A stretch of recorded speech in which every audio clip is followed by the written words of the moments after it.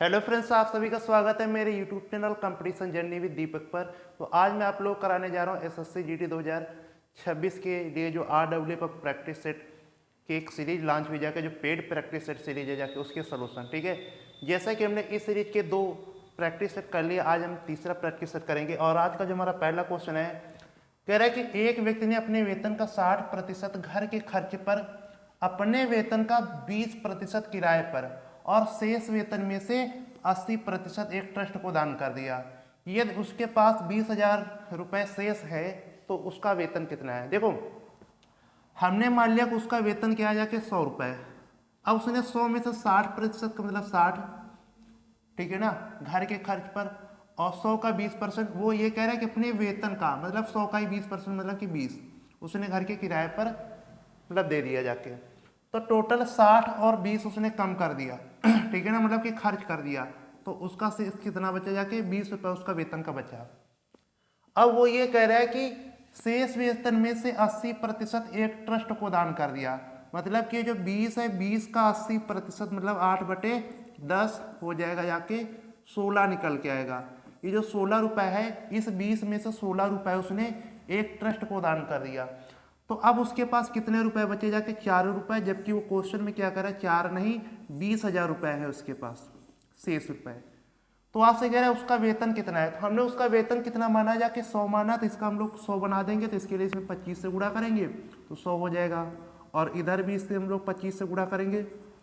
ठीक, तो ये कितना हो जाएगा, 25 दूनी 50 और 4 जीरो, मतलब 5 लाख रुपए उसका क्या हो जाएगा, वेतन हो जाएगा। ऑप्शन नंबर सी क्या हो जाएगा, ऑप्शन नंबर सी इस क्वेश्चन का राइट आंसर हो जाएगा। ठीक है, अब हम लोग बात करेंगे नेक्स्ट क्वेश्चन। अगला क्वेश्चन देखो क्या कह रहा है कि शांत जल में एक नाव की चाल 14 किलोमीटर प्रति घंटा है। यह धारा की दिशा में 1 घंटा 45 मिनट में, क्या बोल रहा है, धारा की दिशा में 1 घंटा 45 मिनट में 28 किलोमीटर दूरी जाती है। तो धारा की चाल ज्ञात कीजिए। ठीक, देखो स्पीड बराबर फार्मूला होता है डिस्टेंस इनटू डिस्टेंस अपान में टाइम। अगर हम लोग देखो नाव की चाल जो धारा की दिशा में जो रिलेटिव स्पीड क्या हो जाएगी, मान लिया इसकी ये चाल x है, किसकी जाके नाव की, धारा की चाल हमने y मान ली। तो जब हम लोग धारा की दिशा में रिलेटिव स्पीड निकालते हैं तो क्या हो जाती है जाके x प्लस का y, और डिस्टेंस बटे क्या हो जाएगा जाके टाइम। x का मान कितना है जाके 14 है, और y हमको निकालना है, और डिस्टेंस कितनी तय कर रहा है 28 किलोमीटर। ठीक है, और बटे में समय कितना लग रहा है 1 घंटा 45। अगर हम 45 घंटे में चेंज करेंगे, 60 से डिवाइड करेंगे तो 15 15 चौको 60, 4 एक कम 4, और 7 बटे कितना आ जाएगा जाके 4, तो 4 ये ऊपर चला जाएगा। ठीक है, ये हमारा नीचे टाइम हो गया। अब हम इसको देखें 7 चौको 28 और ये 4 चौको 16 हो जाएगा, और 2 इधर 14 घट जाएगा, तो वाई मतलब कि धारा की चाल कितनी आ जाएगी 2 किलोमीटर प्रति घंटा, क्योंकि 4 चौको 16 हो जाएगा, 14 इधर आके घट जाएगा। तो ऑप्शन नंबर 1 क्या हो जाएगा, इस क्वेश्चन का राइट आंसर हो जाएगा। अब हम लोग बात करेंगे नेक्स्ट क्वेश्चन। अगला क्वेश्चन देखो क्या करे कि यदि 49:x समानुपात x अनुपात, ठीक है ना, 81 बराबर ये दिया है, जहां x और y दोनों प्राकृत संख्या है, तो 2x + 3y का मान ज्ञात कीजिए। देखो ऐसे क्वेश्चन मैंने आपको पहले भी प्रैक्टिस में एक क्वेश्चन आया था, वहां ये बताया था कि ये जो पास पास वाले का गुणा होता है और ये दूर दूर वाले का गुणा हो तो बराबर होता है। ठीक है, तो यहाँ से x² = कितना आ जाएगा जाके 49 × 81 आ जाएगा। अगर x का मान निकालेंगे तो इसका वर्गमूल हो जाएगा 7 और इसका वर्गमूल हो जाएगा 9, मतलब गुणा हो जाएगा 7 या 63, ये x की वैल्यू आ गई। ठीक है, इसी प्रकार से यहाँ पर पास पास वाले का गुणा y², दूर दूर वाले का गुणा क्या हो जाएगा जाके कि y² बराबर आ जाएगा जाके 64 का वर्गमूल हो जाएगा 8। ठीक है ना, ठीक है, डायरेक्ट y का मान निकाल लो, और यहाँ से इसका 13, मतलब 13 9 108, y का मान 104 आ जाएगा, 13 9 104, सॉरी 13 8 104। ठीक है, अब ये x और y की वैल्यू हम लोग यहाँ पर रख देंगे। x का मान 63 दूनी 126 हो जाएगा, और y मतलब 104 का 3 गुना करेंगे कितना आएगा जाके 312 आ जाएगा। जब इसको हम लोग ऐड करेंगे तो ये हमारा कितना आ जाएगा जाके 300, सॉरी ये हमारा आ जाएगा जाके 438 आ जाएगा जाके। ठीक, तो ऑप्शन नंबर कौन सा हो जाएगा, ऑप्शन नंबर डी इस क्वेश्चन का राइट आंसर हो जाएगा जाके। अब हम लोग बात करेंगे जाके अपने अगले क्वेश्चन। अगला क्वेश्चन देखो हमसे क्या कह रहा है कि एक समचतुर्भुज के दो विकर्णों की लंबाई इतनी दी है, तो समचतुर्भुज का क्षेत्रफल, समचतुर्भुज का क्षेत्रफल क्या होता है 1/2 d1 इंटू d2 होता है जाके, मतलब विकर्णों का गुणनफल। तो 1/2 d1 की वैल्यू कितनी है जाके 20 और d2 कितना है जाके 23। इसको काटेंगे 10 बार तो 230 क्या आ जाएगा, 230 हमारा एरिया आ जाएगा समचतुर्भुज का। ऑप्शन नंबर सी क्या हो जाएगा, ऑप्शन नंबर सी इस क्वेश्चन का राइट आंसर हो जाएगा। अब नेक्स्ट क्वेश्चन की बात करते हैं। अगला क्वेश्चन हमारा कह रहा है कि ए बी को 33% लाभ पर एक घड़ी बेचता है और बी उसे 20% हानि पर सी को बेचता है। यदि सी 532 रुपए का भुगतान करता है तो ए के लिए क्रय मूल्य क्या है, क्या था। अब देखो ऐसे कंडीशन हम लोग हमेशा सीरीज मेथड का यूज करते हैं। मान लिया कि ए के लिए क्रय मूल्य एक्स है, ठीक है। अगर मान लो कि उसका कॉस्ट प्राइस 100 है तो ए जो है बी को 33% लाभ पर बेचेगा तो 133 में बेचेगा, ठीक है। अब मान लो कि ये जो B है उसे 20% हानि पर, अगर कॉस्ट प्राइस 100 तो 20% हानि का मतलब क्या हो जाएगा 80 में बेचेगा, ठीक। जबकि वो C को बेच कितना, C इसके लिए कितने का भुगतान करता है जाके 532 का करता है। अब हमने यहाँ पर एक चीज देखी कि ये तो हमारा अगर हम इसको काटे तो हो जाएगा जाके 4/5 आ जाएगा, 20 से काटेंगे। अब यहाँ 133 दिखा है, हमें ये पता है कि 133 जो होता है जाके वो 19 का पहाड़ा आता है, मतलब 19 सत्ते 133 होता है। तो हम इसको 119 से डिवाइड करेंगे, 19 सत्ते 133, इधर भी देखेंगे 19 दूनी 38, यहाँ बचेगा जाके 15 और यहाँ 152, 19 अट्ठे 152 हो जाएगा। ये 28 हमारा इससे कट गया 28 से, यहाँ 100, ये 5 इधर आके कितना हो जाएगा 500। तो जो कॉस्ट प्राइस हो जाएगा एक के लिए कितना हो जाएगा जाके 500 रुपये हो जाएगा। ऑप्शन नंबर ए इस क्वेश्चन का क्या हो जाएगा, राइट आंसर हो जाएगा। अब बात करेंगे नेक्स्ट क्वेश्चन। अगला क्वेश्चन देखो हमारा क्या कह रहा है कि ए बी और सी ने एक व्यवसाय में धनराशि का निवेश इस प्रकार किया, ए के हिस्से का 2 गुना, बी के हिस्से का 4 गुना और सी के हिस्से का 6 गुना, सभी बराबर है। यदि उन्होंने 44,000 रुपये अर्जित किए तो ए का हिस्सा कितना है। देखो वो ये कह रहा है ए के हिस्से का 2 गुना, ठीक, ये उनके इन्वेस्ट करे इस वजह से निकलेगा जाके, और बी के हिस्से का 4 गुना, ठीक, और सी के हिस्से के क्या है 6 गुने के बराबर है। जब कभी भी ऐसे चीजें होंगे जाके हम लोग क्या करते जाके यहाँ पे एलसीएम लेते देते, 2 4 6 का एलसीएम हो जाएगा जाके 12। ए की वैल्यू निकालने की इसको इस एलसीएम को इसके गुणांक से भाग दो, 2 6 12। बी की निकालने तो 4 3 12, सी की निकाले 6 दूनी 12। ये क्या आ गया जाके इनके निवेश का अनुपात आ गया जाके, ठीक है। अब जबकि वो क्या कह रहा है कि अगर उनको टोटल 44,000 रुपये अर्जित होते, मतलब ये लाभ है, तो जो लाभ होगा जाके, ठीक, वो निवेश के ही रेशियो में होता जाके, तो 6 3 9 2 11, 11 की वैल्यू उनको कितनी दी है जाके 44,000 दी है। हमसे पूछ किसकी वैल्यू रहा है, तो ए का हिस्सा, ए का हिस्सा क्या हो जाएगा 6, 11 चौको 44, ठीक, तो ये कितना सचो 24,000 आ जाएगा। ए का हिस्सा कितना आ जाएगा 24,000 आ जाएगा जाके, option number C. Option number C क्या हो जाएगा इस क्वेश्चन का राइट आंसर हो जाएगा, ठीक है। हम लोग बात करेंगे जाकर नेक्स्ट क्वेश्चन। अगला क्वेश्चन देखो हमारा क्या कह रहा है कि एक नाव की गति और धारा की गति का अनुपात, ठीक है ना, एक नाव की गति और धारा की गति का अनुपात 35:8 है। यहाँ पे देखो ये क्वेश्चन ये नीचे जाके चलो इसको देख लेना, ठीक है ना। एक नाव की गति और धारा की गति का अनुपात ये है, मतलब नाव की गति x होती है, धारा की गति y मान ली। तो कह रहा है नाव, वो बोल रहा है कि जो नाव धारा के अनुकूल 5 घंटे 10 मिनट में जाती है, धारा के अनुकूल नाव 5 घंटे 10 मिनट में जाती है, नाव को वापस आने में कितना टाइम लगेगा।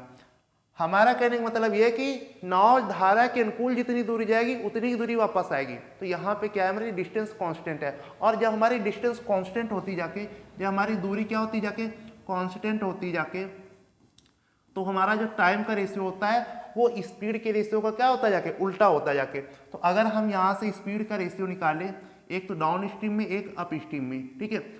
डाउन स्पीड में इसकी मतलब धारा के अनुकूल इसकी क्या रिलेटिव स्पीड कितनी हो जाएगी जगह जुड़ जाती है, 35 कितना हो जाएगा 43, और धारा के प्रतिकूल, ठीक है ना, एक घट जाती है 35 में 8 जाएगा 27, ये हो जाएगा स्पीड का रेशियो, ठीक।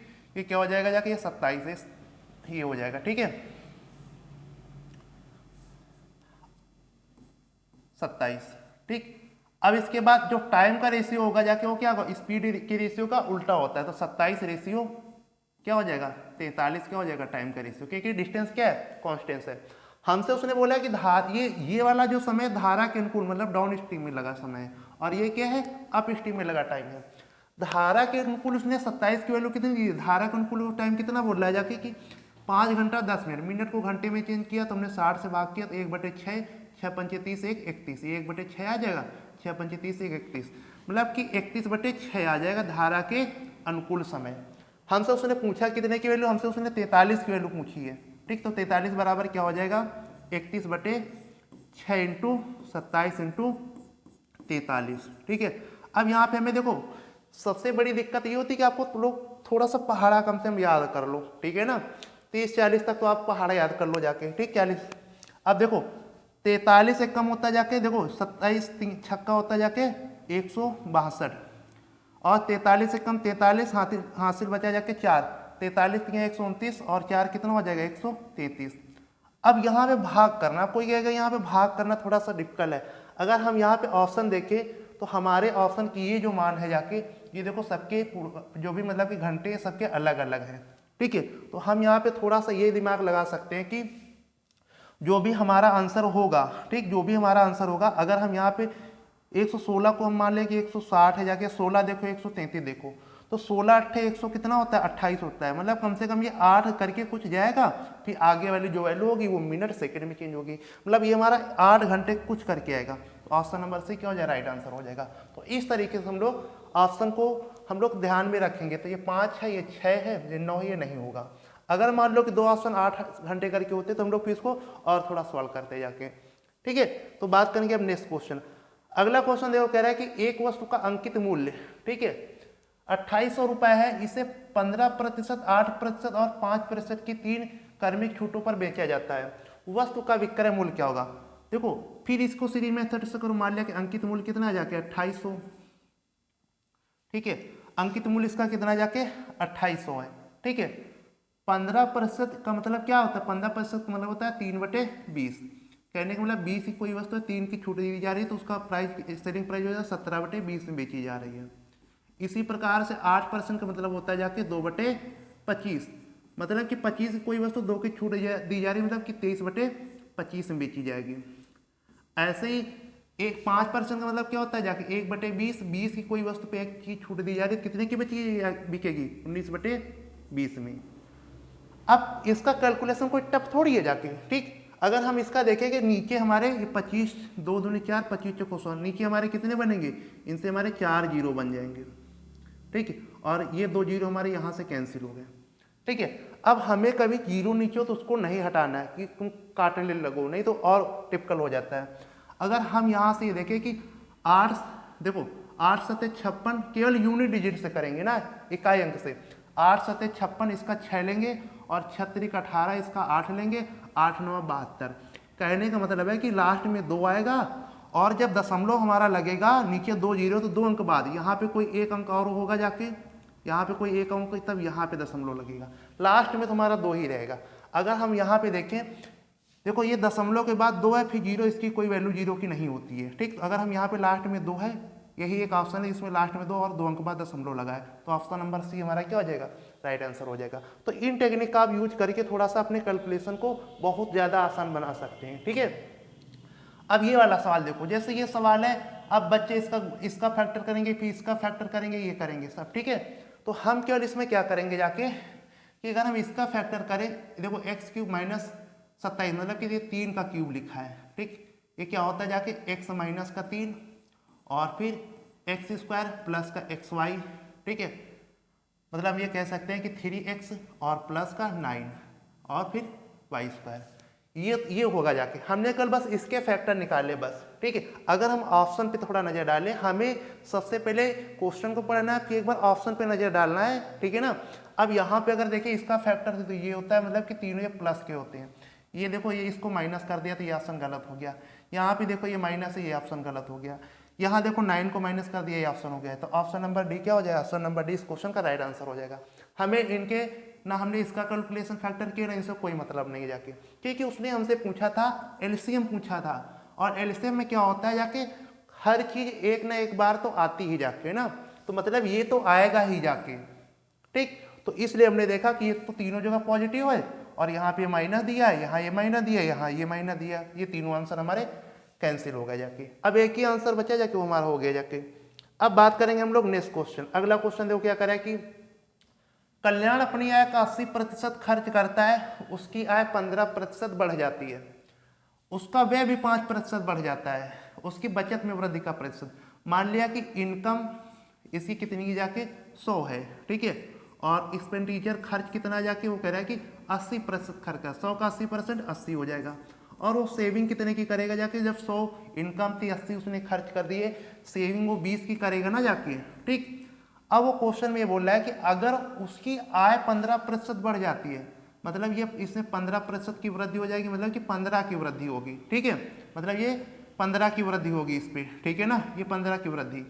अब वो ये बोल रहा है कि वो 80% उसका पहले खर्च था और उसका व्यय भी क्या 5% बढ़ जाता है, तो 80 का 5% आप निकालोगे तो कितना आएगा जाके 4, ठीक है, मतलब कि ये व्यय कितना बढ़ रहा है, 4 बढ़ रहा है। आय बढ़ रही थी 15, व्यय बढ़ रहा है 4, तो अभी सेविंग उसकी कितनी बढ़ेगी जाके 11 बढ़ेगी ना, सेविंग उसकी क्या हो जाएगी 11 बढ़ जाएगी, तो 20 पे 11 की वृद्धि होगी जाके, ठीक है। वो कह रहा है कि उसकी बचत में वृद्धि, पहले सेविंग 20 थी, ठीक है ना, अब 11 बढ़ रही है, तो 11 की वृद्धि 20 पर 1/20 होता है जाके 5, और 55 हो जाएगा जाके, 11 × 5 55%। तो ऑप्शन नंबर क्या हो जाएगा, ऑप्शन नंबर सी इस क्वेश्चन का राइट आंसर हो जाएगा, ठीक है। अब हम लोग बात करेंगे नेक्स्ट क्वेश्चन। अगला क्वेश्चन देखो हमसे कह रहा है कि कितने वर्षों में किसी धनराशि पर 2 सही 6/7% वार्षिक की दर से साधारण ब्याज मूलधन के बराबर हो जाएगा।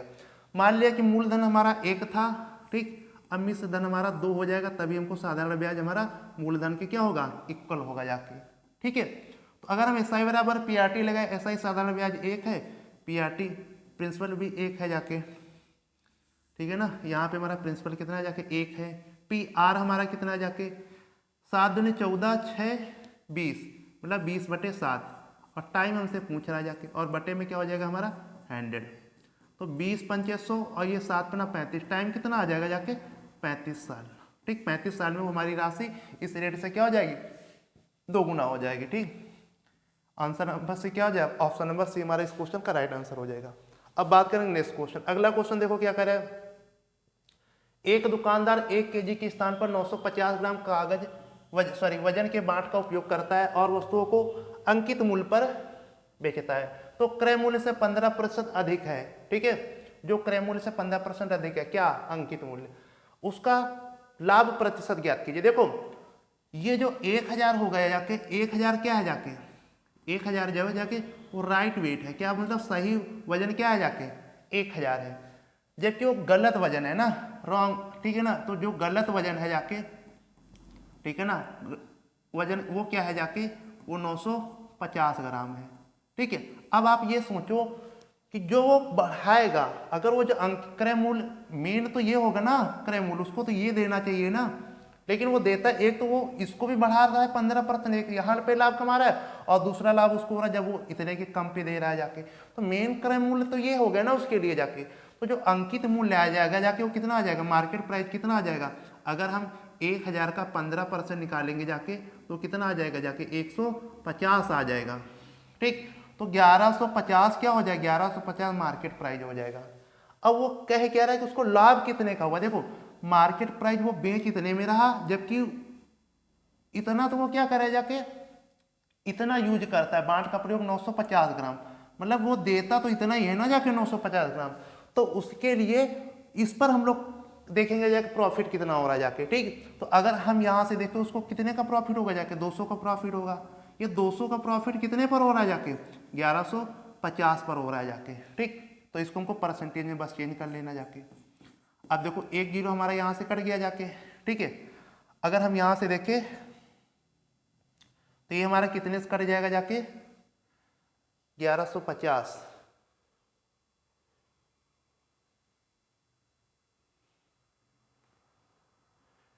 ठीक है।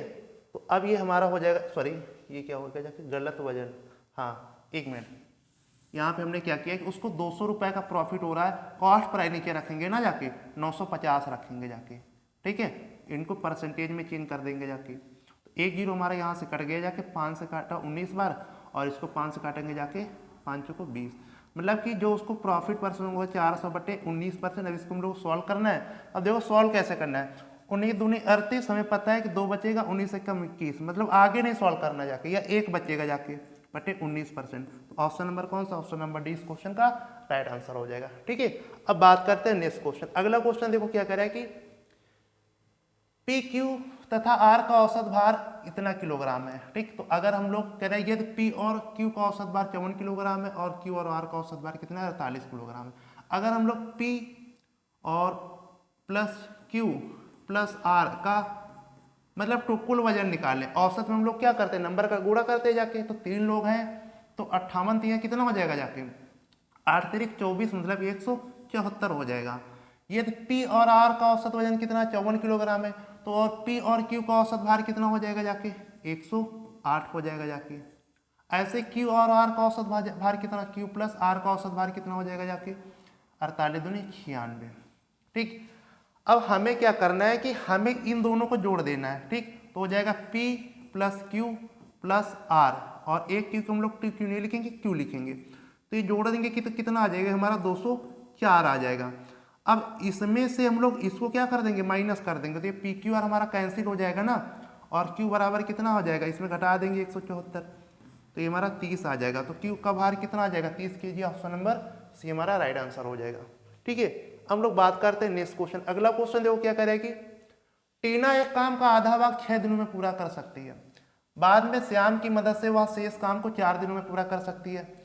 श्याम अकेले संपूर्ण काम कितने दिनों में पूरा करता है। देखो अगर टीना एक काम का आधा काम 6 दिनों में करती है, ठीक है, तो टोटल काम कितने दिनों में करेगी, 12 दिन में करेगी। बाद में श्याम की मदद से वह शेष काम, मतलब कि आधा काम श्याम की मदद से 4 दिनों में पूरा करती है।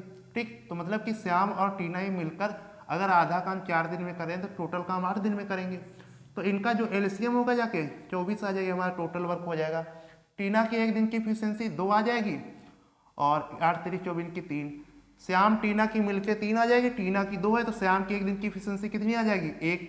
वही एक की एफिशिएंसी थी, बोल रहा है कि श्याम अकेले संपूर्ण कार्य को कितने दिनों में करेगा जाके, कितने दिन में करेगा जाके, 24 दिन में करेगा। तो ऑप्शन नंबर कौन सा, ऑप्शन नंबर डी इस क्वेश्चन का राइट आंसर हो जाएगा। ठीक है, अब बात करते हैं नेक्स्ट क्वेश्चन। अगला क्वेश्चन देखो क्या कर रहा है कि एक कार 5 घंटे में 275 किलोमीटर की दूरी तय कर सकती है। ठीक है, यदि इसकी चाल 5 किलोमीटर प्रति घंटा कम कर दी जाए तो कार 250 किलोमीटर दूरी तय करने में कितना समय लेगी।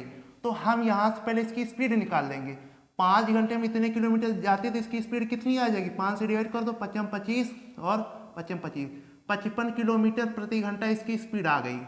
ठीक है, अब वो कह रहा है अगर इसकी स्पीड इतने किलोमीटर कम, 5 किलोमीटर प्रति घंटा कम कर दी जाए तो इसकी स्पीड कितनी हो जाएगी, 50 बचेगी। तो कह रहा है 50 की स्पीड से 250 किलोमीटर दूरी तय करने में कितना समय लेगा। तो कितना हो जाएगा जाके, ये आ जाएगा जाके 5 दूनी 10, 0 0 55 25, मतलब कि 5 घंटे।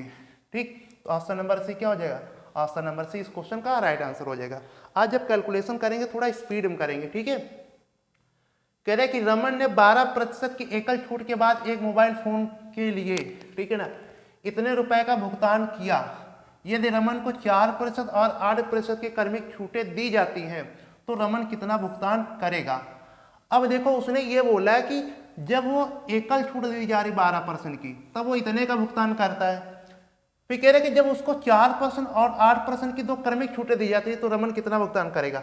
अब हमने क्या बोला, अगर हम केवल अभी 12% को भूल जाओ, अगर हम इसको 4% और 8% की हम लोग क्या निकाले जाके, डिस्काउंट, मतलब कि समतुल्य बट्टा निकाले, ठीक है ना, ओवरऑल डिस्काउंट निकाले, तो क्या होगा जाके, देखो अगर हम लोग टोटल डिस्काउंट निकालते हैं वो होता है जाके D1 प्लस D2 माइनस का D1 D2 बटे में 100, ये निकलता है। ठीक है ना, तो ये कितना हो जाए, ये हो जाए 4 8 12 और माइनस 4 8 32 और 2 अंक बाद क्या हो जाएगा, दशमलव के नीचे 100 है। अब देखो जो भी अब उसको छूट दी जाएगी, पहले वो ओवरऑल 12% छूट दी जा रही थी, अब उसको 12.32% छूट दी जा रही। तो कहने का अगर हम लोग ऑप्शन पे देखें कि जब वो 12% डिस्काउंट देता है, जब वो 12% डिस्काउंट देता है तो उसको 18,656 रुपए देने पड़ते हैं। ठीक है, अब जब वो छूट कम दे रहा है तो उसको पैसे इससे ज्यादा ही तो देने पड़ेंगे ना। थोड़ा सा ऑप्शन पे ध्यान दो, अगर हम सारे ऑप्शन देखें तो ये तो हमारा इससे कम हो गया, तो ये गलत हो गया। ये भी हमारा इससे कम हो, ये भी गलत हो गया, ये भी हमारा इससे कम है तो ये भी, तो ऑप्शन नंबर सी हमारा क्या हो जाए राइट आंसर। अब अगर छूट पहले 12% दी जा रही थी, अब मान लो 12 माइनस 3.2% है, तो 12 दशमलव करके ही तो कुछ आएगा ना। तो अब हमारी जो भी छूट आएगी, ठीक, अब वो कम छूट हो रही, जब छूट कम होगी तो पैसा ज्यादा देना पड़ेगा। आंसर को अगर हम देखते हैं तो एक ही ऑप्शन है जो हमारा इससे तो ज्यादा है जाके। तो ये मतलब कि ट्रिक आप लोग लगाया कीजिए, ठीक है ना। तो अब बात करें नेक्स्ट क्वेश्चन, अगला क्वेश्चन। यदि किसी गोले के आयतन को उसके पृष्ठीय क्षेत्रफल से विभाजित किया जाए तो परिणाम 54 होता है, तो गोले की त्रिज्या कितनी है। अब देखो गोले का आयतन कितना हो जाता है जाके 4/3 और पाई आर क्यूब। इसको किससे डिवाइड किया जाता है, उसके पृष्ठीय क्षेत्रफल, इसका क्या होता है जाके 4 पाई आर स्क्वायर। तो परिणाम कह रहा है कि 54 आता है, तो 4 पाई कैंसिल हो गया, आर स्क्वायर से आर क्यूब, तो r/3, 3 का इधर मल्टीपल हो जाएगा, त्रिज्या कितनी आ जाएगी 54 कितना होता है जाके 162। ऑप्शन नंबर सी इस क्वेश्चन का क्या हो जाएगा राइट आंसर। बस आपको पहाड़िया 50 तक पढ़ लो, ठीक है ना। अरे ऐसे भी हो जाते हैं, ठीक है ना, क्योंकि यहाँ 8 9 10 बार थोड़ी आता है, 4 5 बार में आता है बस। कह रहा राम की आयु भीम की आयु से 3 वर्ष 6 वर्ष कम है। क्या जो एक राम है, ठीक है ना, और दूसरा कौन है भीम है। कह रहा राम के भीम की आयु से 6 वर्ष कम है। 3 वर्ष के बाद भीम की आयु राम की आयु से क्या होगी, दोगुनी होगी। 3 वर्ष बाद भीम की आयु राम की आयु से दोगुनी होगी। तो राम की वर्तमान आयु ज्ञात कीजिए। देखो ऐसे अगर हम इसको ऑप्शन से करें, हमने मान लिया कि राम की वर्तमान आयु, हमने मान लिया कि ऑप्शन नंबर 3 मान ली। अगर हम 3 मान रहे हैं, राम की वर्तमान आयु 3 मान रहे हैं जाके, तो 3 वर्ष बाद राम की आयु कितनी हो जाएगी।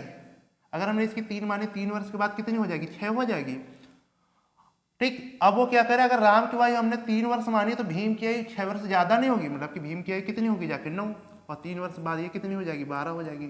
अब ये देखो कह नहीं रहा कि 3 वर्ष के बाद भीम की आयु देखो राम की आयु से देखो ये दुगुना है कि नहीं, इससे दुगुना नहीं है, तो ऑप्शन नंबर ए हमारा राइट आंसर हो जाएगा, ठीक है। अगर आप मान लो कि पहला ऑप्शन पड़ गया ऐसे देख लिया, अगर मान लो कि ये पहले पड़ता तो कैसे देखते हैं, चलो इससे भी दिखा दे कि क्यों गलत है। तो ये आंसर सही। अब देखो अगर हम 4 वर्ष मानते राम की आयु, तो मन में ही करो 3 साल बाद इसकी 7 हो जाएगी, और 3 साल बाद इस देखो राम की अगर हमने 4 मानी तो ये 6 साल भीम बड़ा है तो उसकी 10 हो जाएगी। तो 3 वर्ष के बाद राम की आयु हो जाएगी 7, उसकी हो जाएगी जाके 13, क्योंकि जुड़ेगा ना 3 साल बाद। तो अब क्या ये देखो इससे दुगुना है, नहीं है। ऐसे आप 5 को देख लो, अगर हमने 5 मान ली राम की वर्तमान आयु, तो 6 वर्ष इससे ज्यादा होगी भीम की आयु, तो 11 वर्ष हो जाएगी। 3 वर्ष बाद इसकी 8 वर्ष हो जाएगी, उसकी आयु कितनी हो जाएगी जाके 14 वर्ष हो जाएगी। तो 8 भी 14 का देखो दुगुना नहीं है। अगर हम 6 वर्ष मान ले राम की वर्तमान आयु तो उसकी आयु कितनी होगी भीम की 6 वर्ष ज्यादा होगी ना, तो 12 वर्ष हो जाएगी। अगर ये 3 वर्ष बाद ये 9 हो जाएगी, तो वो हो जाएगी जाके कितनी हो जाएगी 3 वर्ष बाद ये हो जाएगी जाके 9, ठीक। वो दुगनी है तो वो हो जाएगी जाके 15, तो ये भी देखो दुगुना नहीं है, ठीक। तो इस तरीके से इस क्वेश्चन को करना जाके। हम लोग बात करेंगे नेक्स्ट क्वेश्चन, अगला क्वेश्चन। ये तो वही क्वेश्चन है, कह रहा है कि 2 रेलगाड़ियां जिनमें से एक की लंबाई 210 मीटर और दूसरी की 250 मीटर है, ठीक है, क्रमशः 130 किलोमीटर प्रति घंटा और 110 किलोमीटर प्रति घंटा की चाल से समांतर पटरियों पर चल रही हैं। यदि वे विपरीत दिशाओं में चल रही है, मतलब एक ट्रेन ऐसे चल रही है और दूसरी ट्रेन ऐसे चल रही है, तो उनके द्वारा एक दूसरे को पूरी तरह से पार करने में कितना समय लगेगा। देखो जब 2 ट्रेनें एक दूसरे को पार करती है तो उनके द्वारा तय की गई टोटल जो दूरी होती है उनकी लंबाइयों का योग होती है। टोटल तय की गई दूरी कितनी हो जाएगी जाके 250 और 110 मीटर, सॉरी 250 और 210, मतलब कि हो जाएगा 460 मीटर, ये टोटल तय की गई दूरी हो जाएगी। अब वो दोनों विपरीत डायरेक्शन के लिए रिलेटिव स्पीड क्या हो जाएगी, जुड़ जाएगी, 130 और 110 240, इसको हम लोग मीटर प्रति सेकंड में चेंज करेंगे, ठीक। ये 6 18 हो जाएगा और ये 6 24 हो जाएगा, ठीक है। अब इसके बाद यहां से हमारा 1 0 क्या हो जाएगा कैंसिल हो जाएगा जाके, ठीक। ये हमारा 3 क्या हो जाएगा जाके ऊपर चला जाएगा, और इसको 2 से काटेंगे 23 आ जाएगा जाके। ये हमारा ऊपर चला जाएगा जाके, तो कितना आ जाएगा 69 और बटे 10, तो 6 दशमलव क्या हो जाएगा 6.9 सेकंड। ऑप्शन नंबर ए इस क्वेश्चन का क्या हो जाएगा राइट आंसर हो जाएगा, ठीक है। अब हम लोग बात करेंगे अगले क्वेश्चन। अगला क्वेश्चन देखो हमारा क्या करे कि एक दुकानदार 13.5 13.56 प्रति किलोग्राम वाले गेहूं को, ठीक है ना, 30 किलोग्राम मात्रा को, मतलब कि जो एक प्रकार का गेहूं है उसकी मतलब कि उसका प्रति किलोग्राम मूल्य कितना, 13.56, ठीक है। और फिर क्या कह रहा है कि मात्रा को 18.15 प्रति किलोग्राम वाले गेहूं की 20 किलोग्राम मात्रा के साथ मिलाता है। अब दूसरे प्रकार गेहूं की मात्रा कितनी, 18.15, ठीक है। 30% लाभ अर्जित करने के लिए उसे मिश्रित गेहूं को प्रति किलोग्राम किस मूल्य पर बेचना चाहिए। देखो हमने क्या किया कि प्रति किलोग्राम ये कॉस्ट प्राइस ये वाला हो गया जाके, और ये वाला हो गया दूसरे वाले का, CP1 दूसरे का कॉस्ट प्राइस हो गया। अब हमें कह रहा है कि 30% लाभ अर्जित करने के लिए दोनों को किस मूल्य पर बेचना चाहिए। तो पहले हम इसका निकालेंगे ओवरऑल दोनों का कॉस्ट प्राइस। तो हम क्या करेंगे, यहाँ पे जो ये जो प्रति किलोग्राम का चावल है इसकी मात्रा है 30, इसको लिखेंगे, इसकी मात्रा है 20, इसको लिखेंगे। इनका रेशियो निकालेंगे तो 3 रेशियो क्या आ जाएगा, जाके 2 आ जाएगा।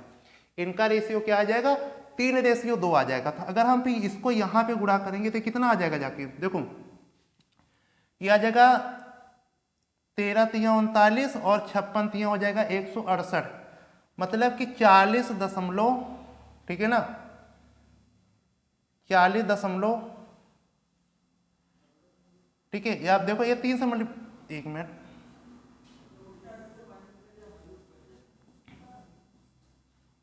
कितना था यहाँ पे, 6 था ना। अब देखो अब ऐसा करो, 3 18 और 3 15, ठीक है ना, 3 18 3 15 1 16,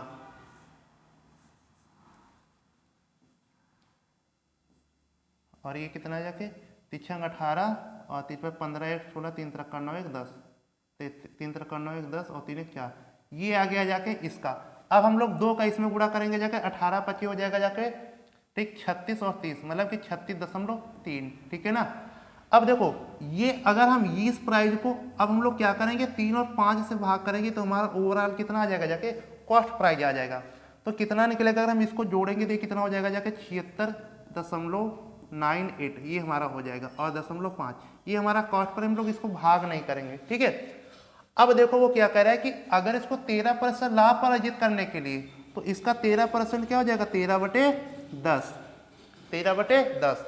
अगर हम यहाँ से देखें कि मान लो कि अगर हम इसको पहले गुणा कर ले ना, पहले गुणा कर ले इसको, 13 8 104, ठीक, हासिल आ जाएगा जाके 10, और 13 9 117 10 127 हासिल 12, और 13 6 78 12 90 का 0 हासिल 9, ठीक, 13 7 91 और 9 क्या हो जाएगा 100, और कितना 2 अंक ये 1 0 3 अंक बाद दशमलव बटे 5। अब जब 5 से भाग करेंगे तो ये 100 दशमलव, ये 20 दशमलव कुछ आएगा जाके, तो निकटतम पूर्णांक में कह रहा है। तो ऑप्शन नंबर कौन सा हो जाएगा, ऑप्शन नंबर ए इस क्वेश्चन का क्या हो जाएगा, राइट आंसर हो जाएगा, ठीक है। तो आज के 20 क्वेश्चन खत्म हो गए जाके, ठीक है। तो बाकी हम लोग जो अदर प्रैक्टिस सेट है जाके वो कल करेंगे जाके। तो टेक केयर दोस्तों, बाय बाय, बाकी मिलेंगे हम लोग अपने नेक्स्ट वीडियो में।